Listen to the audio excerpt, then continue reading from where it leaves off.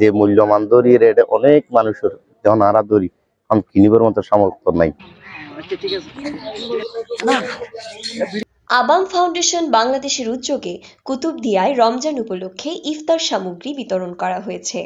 শুক্রবার Dhurung high school মাঠে উপজেলার বিভিন্ন এলাকার ৩ শতাধিক অসহায় ও হতদরিদ্র পরিবারের মাঝে রমজান উপলক্ষে ইফতার ও খাদ্য সামগ্রী এবং ৩টি এতিমখানায় ইফতার ও সেহরির খাদ্য সামগ্রী বিতরণ করা হয়।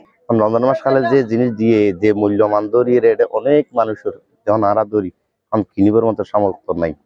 আর যারা দিয়ে তারা যেন নাকি সামনে আরো এগিয়ে যাইতে পারে, আরো মানুষের দিতে পারে আশা আর করি।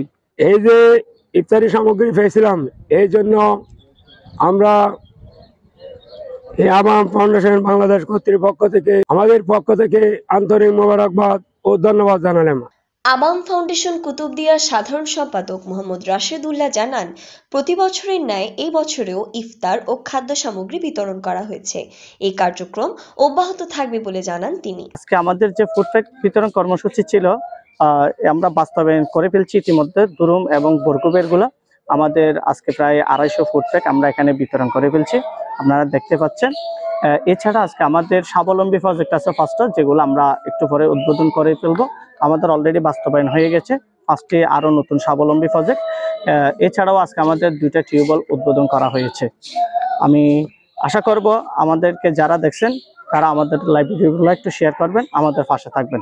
অনুষ্ঠানে উপস্থিত ছিলেন ধুরুং হাই স্কুলের প্রধান শিক্ষক মুর্শেদুল আলম, আবাম ফাউন্ডেশনের সদস্য মোহাম্মদ রমিজ, ডেন্টিস্ট রহিমুল্লাজ, নুরুল আজম, ফজল করিম সহ অনেকেই।